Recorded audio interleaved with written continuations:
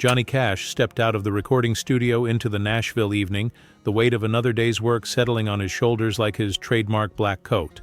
The year was 1968, and while his career had seen its peaks and valleys, Cash was riding high on recent successes. Still, something felt empty tonight. As he walked toward his Cadillac, a haunting melody floated through the humid Tennessee air. The voice was raw but pure, with that rare quality that made you stop and listen. Jhony paused, his hand on the car door.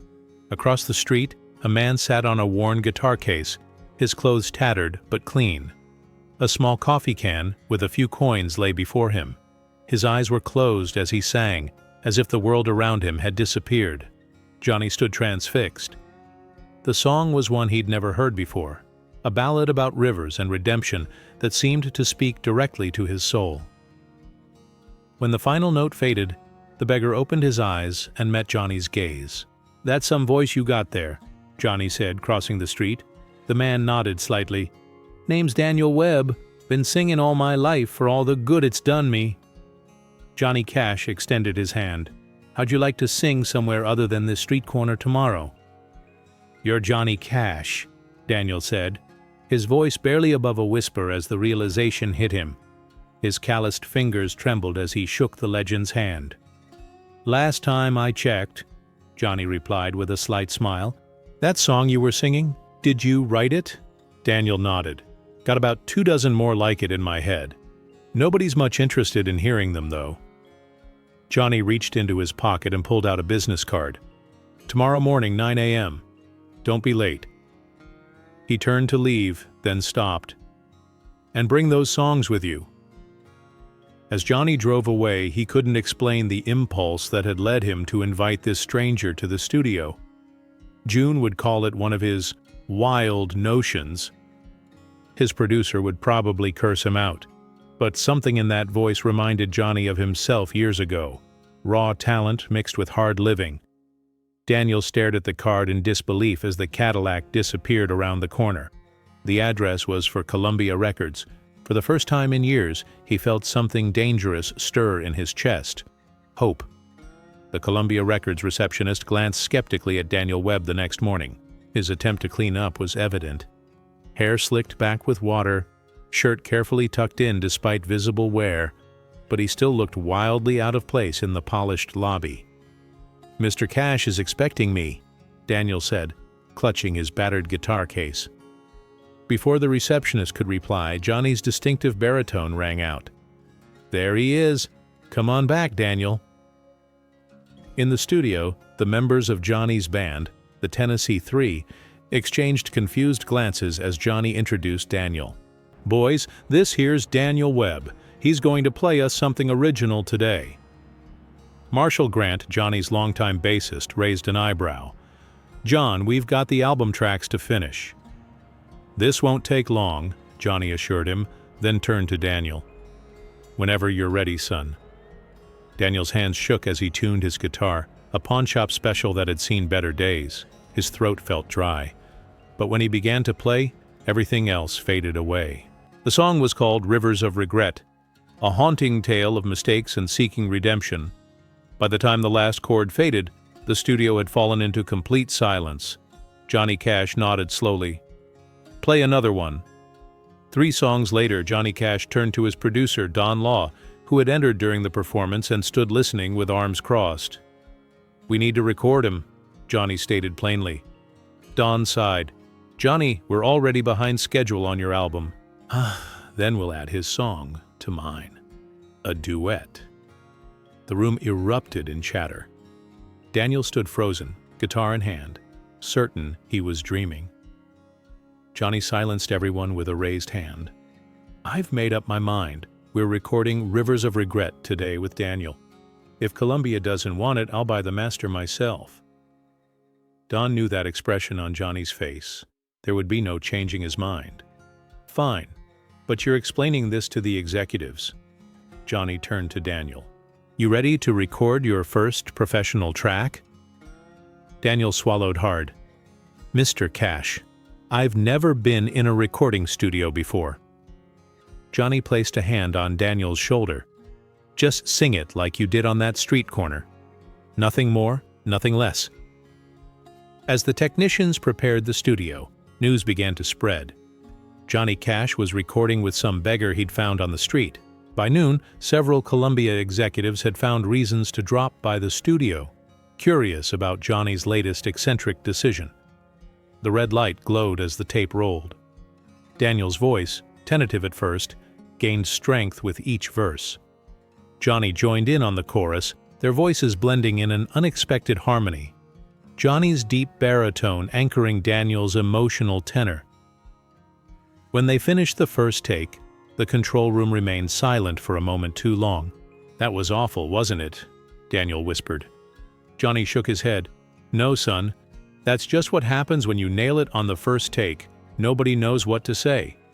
Finally, Don's voice came through the speakers. "Let's try one more just to be safe." They recorded 3 versions in all, but everyone knew they'd use the first. There was a magic there that couldn't be replicated. During a break, Jhony found Daniel sitting alone, staring at his hands. "Everything all right?" Jhony asked. "Why are you doing this for me?" Daniel's voice cracked. "You don't know me. I could be anybody." Jhony took a seat beside him. "Because 30 years ago I was singing for nickels too, and someone gave me a chance." He paused. "Talent like yours shouldn't be wasted on street corners." The next morning, Jhony received the call he'd been expecting. The Columbia executives wanted to meet immediately. In a boardroom filled with suits, Jhony sat calmly as Jack Holzman, the head of A&R, explained all the reasons why adding an unknown vagrant to Johnny's album was commercially unviable. "The album has a theme, Jhony. We've marketed it a certain way. This song doesn't fit." Jhony leaned forward. "Have you listened to it?" "That's not the point." "Play it," Jhony insisted. Reluctantly, Holzman nodded to his assistant, who started the tape. The room fell silent as Jhony and Daniel's voices filled the space. When it ended, Jhony spoke first. "That song closes the album. If it doesn't, you can find someone else to record for you." It was a bluff. Jhony was under contract, but his conviction was clear. Holzman sighed. "We'll need to sign this Webb fellow. Get him cleaned up for promotional materials?" Jhony nodded. "I'll handle Daniel. You handle the paperwork." As Jhony left the building, he wondered if he'd made a massive mistake. He barely knew Daniel Webb. What if the man disappeared? What if he couldn't handle the pressure? But something told Jhony this was right, the same instinct that had guided his career through all its ups and downs. Daniel Webb stood in Jhony Cash's guest bathroom, staring at his reflection. Clean-shaven for the first time in years, hair properly cut, wearing new clothes Jhony had sent over. He barely recognized himself. A knock came at the door. "You decent in there?" June Carter Cash called out. "Yes, ma'am," Daniel replied. June entered with a measuring tape. "Jhony says you need a proper suit for the photo shoot tomorrow." She studied him critically. "My, you clean up nice." Over dinner at the Cash home that night, Daniel slowly opened up about his past. How he'd left Kentucky at 18 to pursue music in Nashville. How years of rejection had left him homeless and hopeless. How he'd never stopped writing songs, even when no one would listen. "Music's the only thing that makes sense to me," he explained. "Even when I didn't have enough to eat, I had melodies in my head." Jhony nodded. He understood that kind of hunger all too well. After dinner, Jhony took Daniel to his home studio. "We've got work to do. The album comes out in 2 months, and you need to be ready." "Ready for what?" Daniel asked. "To perform on my TV show, for starters," Jhony replied. "The world's about to know your name, Daniel Webb. Better be prepared." 3 weeks before the album release, a Columbia Records intern secretly copied the Rivers of Regret recording and passed it to a friend at a local radio station. The next morning, the song played on Nashville's WKDA. By nightfall, 3 other stations had picked it up. The switchboards lit up with callers asking about the mysterious voice singing with Jhony Cash. Columbia executives were furious about the leak, but couldn't deny the response. They rushed to capitalize, sending advance copies to radio stations nationwide with a press release about Jhony Cash's discovery of Nashville's hidden voice. Jhony called Daniel to his home when the news broke. "It's happening faster than I expected," he warned. "Are you ready for this?" Daniel shook his head honestly. "No, sir, but I'm grateful." Jhony showed him the early reviews. Most praised the collaboration, calling it haunting, authentic, and the standout track of Cash's upcoming album. A few dismissed it as a publicity stunt. "People are going to have opinions about you, good and bad," Jhony cautioned. "The only thing that matters is the music." That night, Daniel couldn't sleep. For the first time, he allowed himself to believe that his life was truly changing. Jhony Cash Redemption Songs released on a rainy Tuesday in April.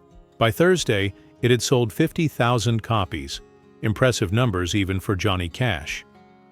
Radio stations nationwide picked up Rivers of Regret for heavy rotation. Columbia quickly arranged a press conference. Cameras flashed as Jhony Cash and Daniel Webb sat side by side at a long table. "Mr. Cash, what made you take a chance on an unknown singer?" a reporter called out. Jhony leaned into the microphone. "I didn't take a chance on an unknown singer. I recognized a major talent that everyone else had walked past." Another reporter addressed Daniel directly. "How does it feel to go from singing on street corners to having a hit record?" Daniel gripped the edge of the table nervously. "Honestly, it doesn't feel real. I'm just grateful Mr. Cash heard something worth listening to." "Will you be performing together on tour?" someone else asked. Jhony nodded. "Daniel will be joining me for several dates, including my upcoming show at the Ryman Auditorium." The announcement sent murmurs through the room. The Ryman, the mother church of country music, was hallowed ground. For an unknown to debut, there was unprecedented. As they left the press conference, Jhony noticed Daniel trembling slightly. "Overwhelming, isn't it?" he asked quietly. "I keep waiting to wake up," Daniel admitted. The night before the Ryman performance, Daniel disappeared. Jhony found him hours later at his old spot on the street corner, sitting on his guitar case. "Getting cold feet?" Jhony asked, taking a seat beside him. Daniel stared at the sidewalk. "I don't belong up there with you, Jhony. I'm not ready." "Nobody's ever ready," Jhony replied. "You think I was ready the first time I stepped on the Grand Ole Opry stage? I was terrified. It's different. You always knew you belonged. I'm just—" "A man with a gift," Jhony interrupted. "Same as me, same as anyone else who's ever stood on that stage." They sat in silence for a moment. "You know why I really stopped that night when I heard you singing?" Jhony finally asked. Daniel shook his head. "Because you weren't trying to sound like anybody else. Not me, not Elvis, not anybody. In this business, that's rare. And that's why you belong on that stage." Daniel took a deep breath. "What if they hate me?" Jhony smiled slightly. "Then we'll have something else in common. Now come on, we've got rehearsing to do." The Ryman Auditorium hummed with anticipation. The show had sold out within hours of the announcement that the mysterious Daniel Webb would perform. Backstage, Daniel paced nervously in his new black suit, similar to Jhony's trademark look but with subtle differences. June had insisted he develop his own style. "5 minutes, Mr. Webb," a stagehand called out. Jhony appeared in the doorway. "Time to face the music, son." Daniel nodded, clutching his guitar, a new Martin that Jhony had insisted on buying him. "I can't ever repay you for all this." "Not looking for repayment," Jhony replied. "Just don't waste it." When Jhony Cash introduced Daniel Webb to the Ryman audience, the applause was polite but reserved. But when their duet on Rivers of Regret ended, the historic venue erupted in a standing ovation that lasted nearly 2 minutes. For his solo number, Daniel performed a new song he'd written about his journey. From despair on the streets to standing on country music's most revered stage. By the final verse, the audience was transfixed. As the applause washed over him, Daniel caught Jhony's eye from the side of the stage. The man in black gave him a single, approving nod. In that moment, Daniel Webb finally believed this was real. The morning after the Ryman performance, the Nashville Tennessean's headline read, "Cash's Street Singer Stuns Ryman Crowd." The article praised Daniel's authentic voice and poignant songwriting, predicting he would become country music's next major voice. National publications picked up the story. not just in music magazines but Time and Life as well. Everyone loved the narrative. The homeless singer discovered by Jhony Cash, now captivating audiences with songs born from hardship. Columbia Records rushed to capitalize on the momentum, scheduling Daniel for radio interviews and television appearances. Rivers of Regret climbed the country charts, reaching number 7 in just 3 weeks. For Daniel, the pace was dizzying. One day he was learning to navigate room service in a hotel. The next, he was performing on regional television.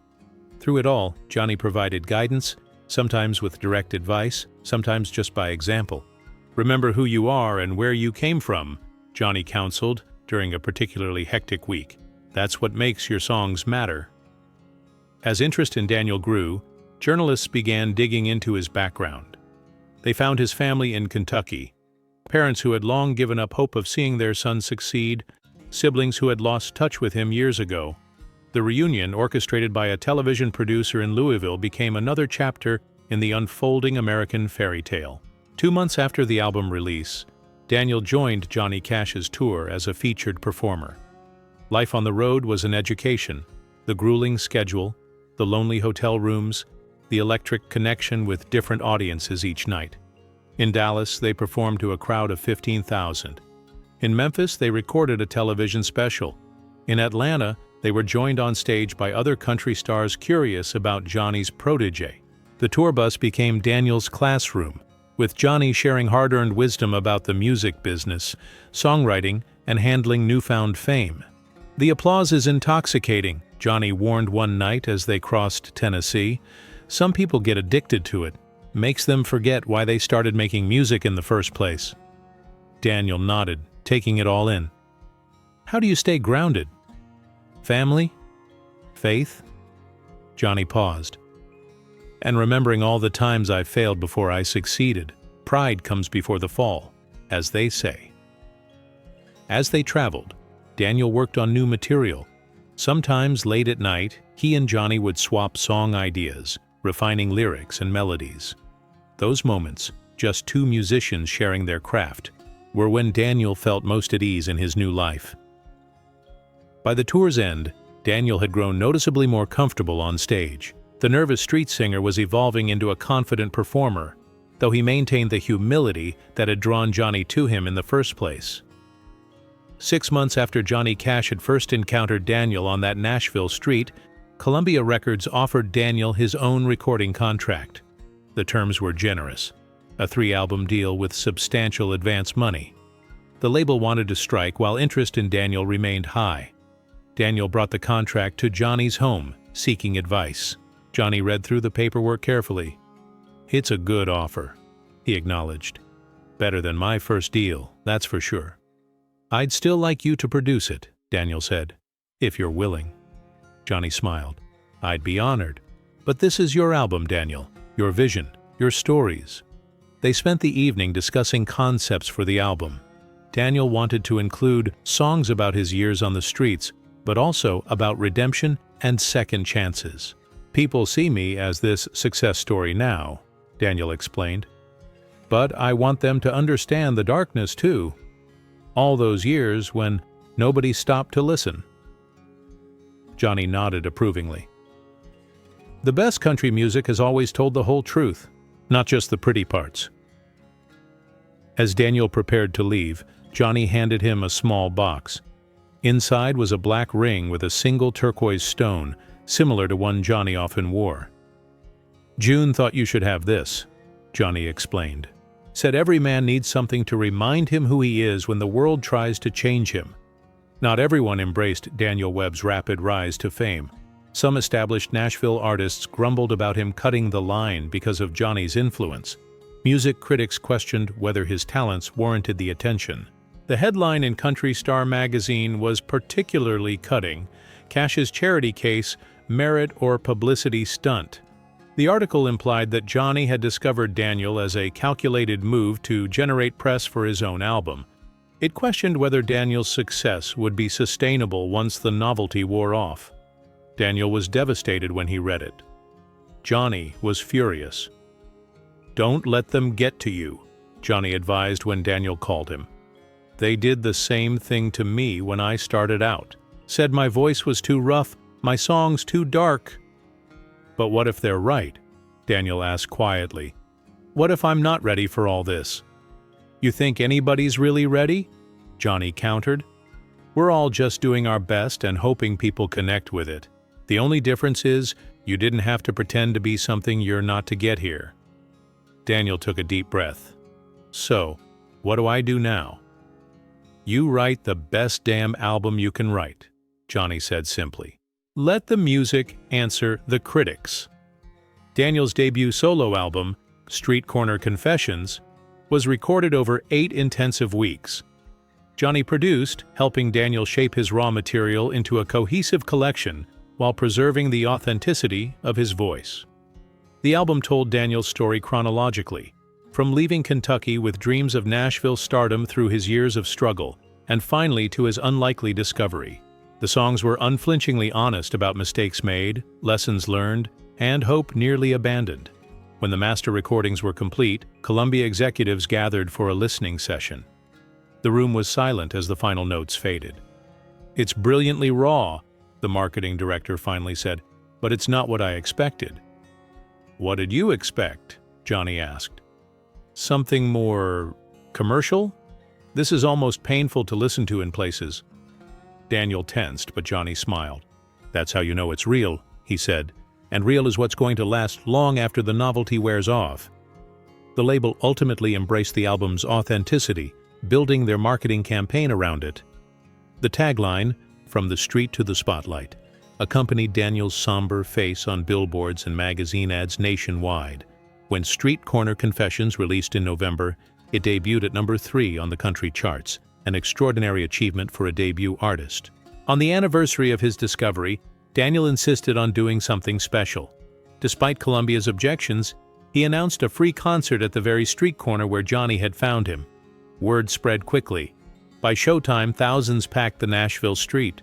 Police had to block off several surrounding blocks to accommodate the crowd. A simple platform served as the stage. No elaborate lighting, no fancy sound system, just Daniel, his guitar, and a single microphone. Jhony Cash made a surprise appearance to introduce him. A year ago today, I stood right here and heard something special, he told the crowd. Today, the whole country knows what I discovered then. Ladies and gentlemen, Mr. Daniel Webb. Daniel stepped up, visibly moved by the moment. He began with Rivers of Regret, the song that had started everything. For nearly 2 hours, he performed songs from his album, interspersed with stories about his journey. The crowd hung on every word, many wiping away tears during his more personal revelations. For the final number, Daniel invited Jhony to join him. Together, they performed a new song they'd written specifically for the occasion. Full circle, about finding yourself back where you started but with new eyes. As the last notes echoed through the Nashville evening, Daniel addressed the crowd. Never stop believing, he said simply, and always stop to listen. In January, the Grammy nominations were announced. Street Corner Confessions received nods for Best Country Album and Best Male Country Vocal Performance. Additionally, Rivers of Regret was nominated for Best Country Song and the prestigious overall Song of the Year category. The music industry that had once ignored Daniel Webb was now celebrating him as one of its brightest new stars. At the ceremony, Daniel walked the red carpet in a custom black suit with silver detailing, an evolution of the style Jhony had helped him develop. Music journalists clamored for interviews, asking about his inspirations, his sudden rise to fame, and his relationship with Jhony Cash. Jhony didn't just give me a chance, Daniel told a reporter from Rolling Stone. He showed me how to be an artist with integrity, how to stay true to yourself when everything around you is changing. When Rivers of Regret won Song of the Year, stunning many industry insiders who had favored pop and rock entries, Daniel invited Jhony to join him on stage. This man saw value in me when no one else did, Daniel said, his voice cracking with emotion. He taught me that our struggles don't define us. They just give us something worth singing about. The camera cut to June Carter Cash in the audience, wiping away tears as the two men embraced. 2 years after their first meeting, Jhony Cash and Daniel Webb embarked on a national tour together, no longer as mentor and protege but as equals sharing a stage. They performed in sold-out venues across America, their contrasting yet complementary styles creating unforgettable shows. Their collaboration inspired other established artists to seek out undiscovered talent in unexpected places. Soon, the next Daniel Webb became a common phrase in Nashville, with producers scouting not just bars and honky-tonks, but street corners and subway stations. Columbia Records established the Jhony Cash Discovery Fund, providing recording opportunities for homeless and disadvantaged musicians. Daniel served on the selection committee, personally reviewing submissions. Music journalists began referring to the pre-Webb era and post-Webb era in country music, noting how his rise had helped shift the industry toward authentic storytelling and raw emotional expression over polished commercial appeal. For his part, Daniel remained humble, often crediting his years of hardship for giving depth to his songwriting. In interviews, he consistently redirected praise toward Jhony Cash's willingness to take a chance on him. "Success didn't change me," he told Country Weekly magazine. "What changed me was being seen, truly seen, after years of being invisible. Jhony Cash didn't just hear my voice, he heard my story and thought it mattered." 10 years later, Jhony Cash and Daniel Webb returned to the Nashville street corner where they'd first met. Both were now legends in country music. Jhony, the enduring icon whose career had found new dimensions through his work with Daniel.